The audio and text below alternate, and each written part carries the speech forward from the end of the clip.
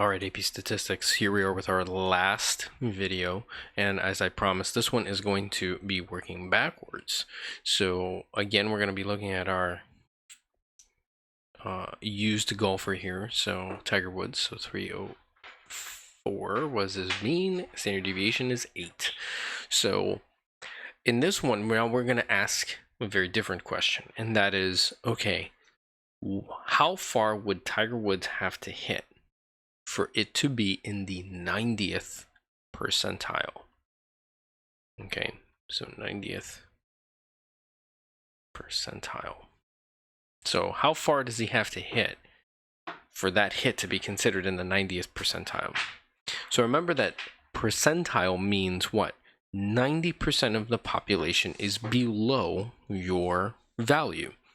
So again, and let me again put it over here, I forgot to do that. So normal, this is a normal distribution.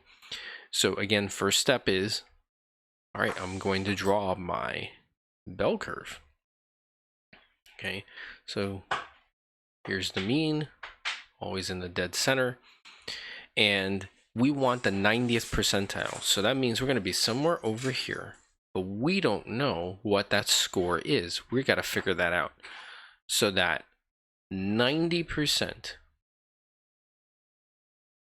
of the population is below our score. So we got to go from there. So what this is called is we're going to now figure out the score based on the probability. So we're actually going backwards. So again, I'm going to do this two ways. I'm going to do this using the calculator, and I'm going to do this using the table. So just like in the last video, I'm going to do it the longer way first. So we're going to go backwards using the table. So I know I'm going to be looking up is 90%. So I'm going to pull up my table here.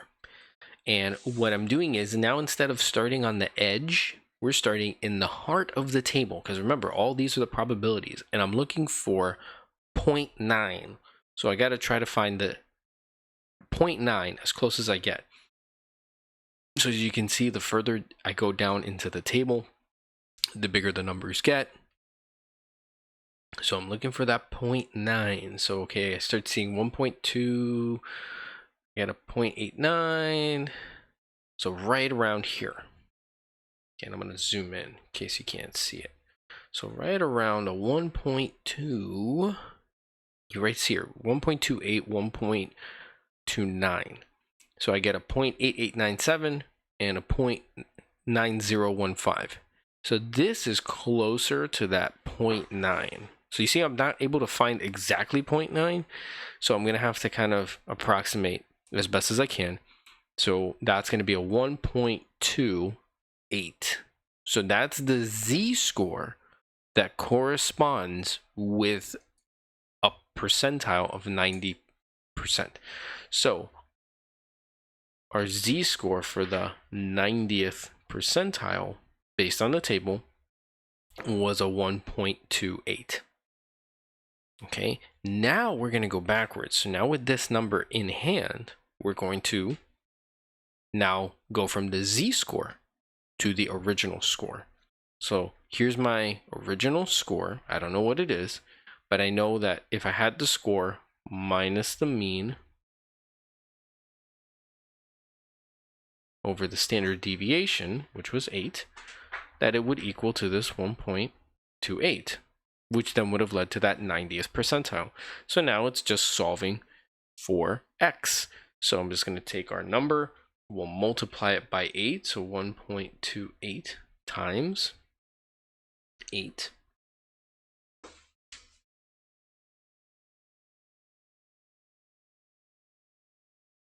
And then we're going to add the 304 to the other side.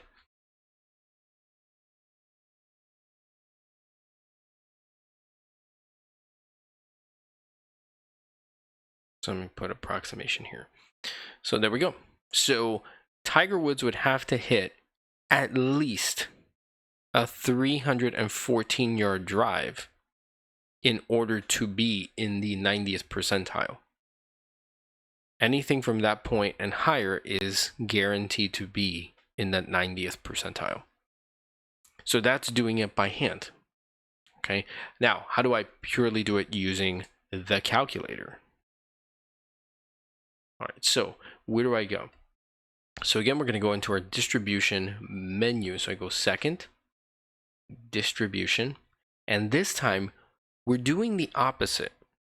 Or as we would say in math, we're doing the inverse. So you'll look right under option 2, you have option 3, which is inverse normal.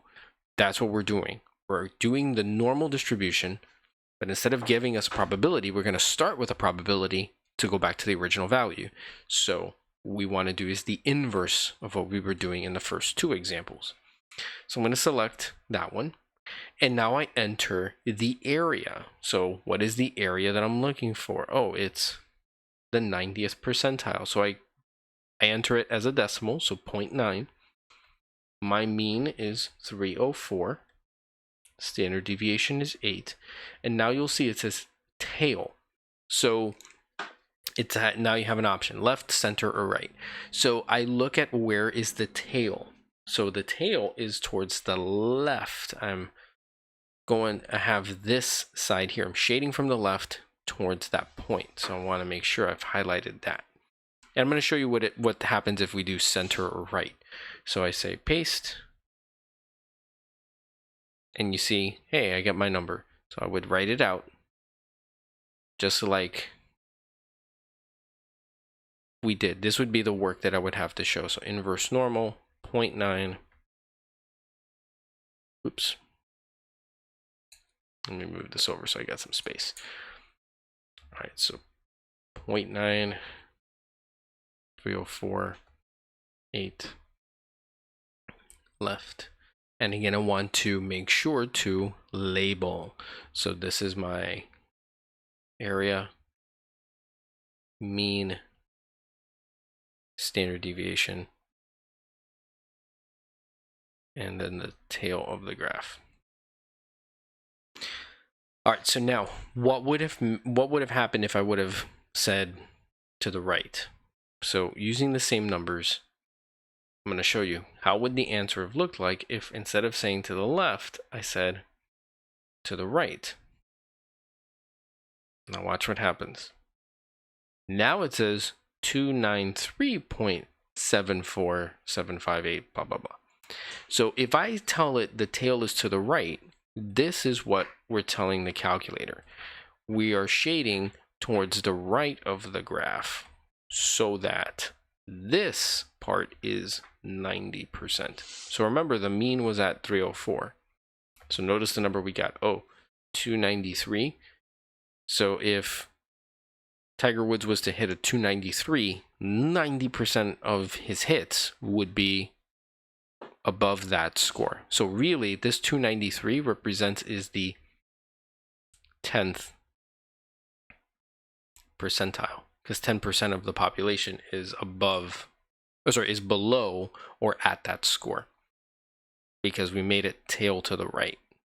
Now, if I said center, so now what happens when we do center?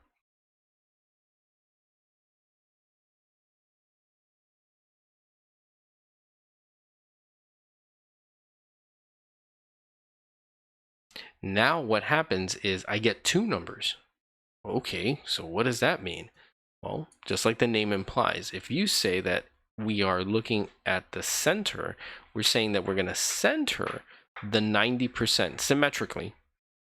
Okay, I mean, I'm a bad artist here, but this is supposed to be dead center. Okay, so 90% in the dead center, what would be the bounds? So 290 on this side, 317 on this side, and in between those, you would have 90% of the distribution would lie in there. So that's what that left, right, and center mean in the calculator. So again, sketch what curve you're going to look at. This will help you to kind of figure it out, as opposed to like not having a guide and you're just kind of like mentally figuring it out and roughing it out. Okay, let's do another one of these really quick. And this time we're gonna leave our favorite golfer Tiger Woods here for a second, and now we're going to do something else. We'll do a different example. So let's take our SAT here for example. So SAT average score is an 1100 with a standard deviation of, and we're going to say is 200. Okay. Now, I look at my college applications and I see, wow, the school's hoity-toity, takes in a lot of high scores for SAT. So they say, well, most of our applicants are in the the 95th percentile. They're in the top 5%. Okay, so if I'm trying to get into hoity-toity university and I want to be in the top 5% of people that take the SAT, well, then what do I got to score to get into the top 5%? So I want to be in the top 5%. So what score do I got to hit? Okay, so what does that mean? So top 5% would be the 95th percentile. So again, let's visualize that. So again, and I forgot to add this here. So the exam, the SAT, is a normally distributed exam. Okay. If we look and collect all the scores, it would form a normal distribution. All right, so here's the mean. And when I say that it's a normal distribution, it's not lip service. Most things end up, it seems very odd, but we're going to talk about that later in the course, how the more we collect things, it just naturally will create a normal distribution. So this is like a natural occurrence. Not to say that everything forms a normal distribution, but most things do. All right, so this forms a normal distribution. So we want to be in the 95th percentile. So that means, okay, so somewhere here is going to be my score. So 95% of the population. So 95% of the population should be below my location. So what do I got to score? All right, so let's do it both ways. I'm going to first do it by hand. So let's go to our table. And this time I want to look up is 95%. So I'm already on the positive z-scores. So this is how you can save time also looking up numbers in the table, is by also doing that sketch. So let me pull up the sketch here, because now you can see, oh, I'm on this side of the mean. So I should only look at the positive z-scores. I'm not going to bother looking at the negative ones because I have the picture to guide me. So I'm looking for is 95%. So I'm looking for 95%. So you see here, it's a toss-up between 1.64, which is almost at 95, and then 1.65, which is a little bit over. So either or would be a good pick. Okay, so I'm going to go with 1.64. So I'm just going to be, actually, sorry, not 1.64. I'm going to go with 1.65. So I want to hedge my bets. So I want to make sure, like, okay, I'm at least in the top 5%. You know, maybe if I'm a little bit over, all the better for me. I don't want to fall slightly below. All right, so the z-score that corresponds with that 95th percentile is going to be 1.65. Okay, we work our way backwards now. Okay, so this is the z-score, which has to equal our score minus the mean over the standard deviation. Okay, so now it's just a simple algebra problem to solve. So 1.65 times 200, and then we're going to add our 1100. So we get a score of exactly 1430. So that means I would have to hit, or I'd have to score at least a 1430 to be considered in the top 5% of those that take the exam, to put me in that 95th percentile. All right, let's confirm it by doing it in a calculator. So let's pull my trusty calculator here to the side. We'll go back into our distribution, and I'm going to select that option 3, so inverse normal. The area I want this time is 95%, so I enter it again as a decimal. The mean is 1100. Standard deviation is 200. And I want to make sure, so I see, oh, I'm shading the tail is the left side. Okay, so I want to make sure I select the right part. And then we'll hit paste, enter. So 1428.97. So you can see around where our answer is of a 1430. So if we're doing it using the calculator, this would be the work I would have to show. So inverse normal, so 0.95, 1100, 200,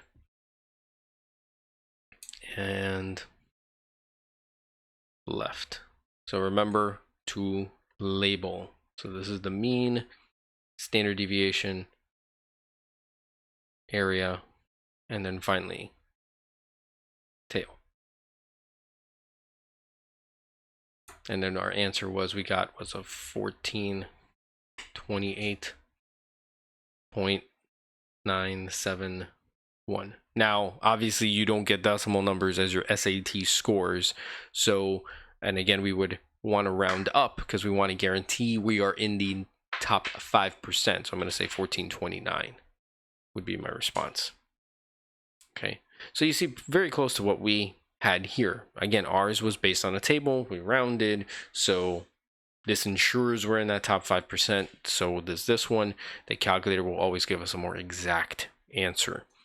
Either one they will accept, so don't freak out of like, but am I going to lose points if I do it this way? No, they will accept a range of values because the work behind it, this is why we show our steps, the work behind it is correct. It makes sense. It's just based on the accuracy of the table, and I can't exactly look up 0.95 on the table, so that's why it's going to be a little bit off. But the work you did was absolutely correct.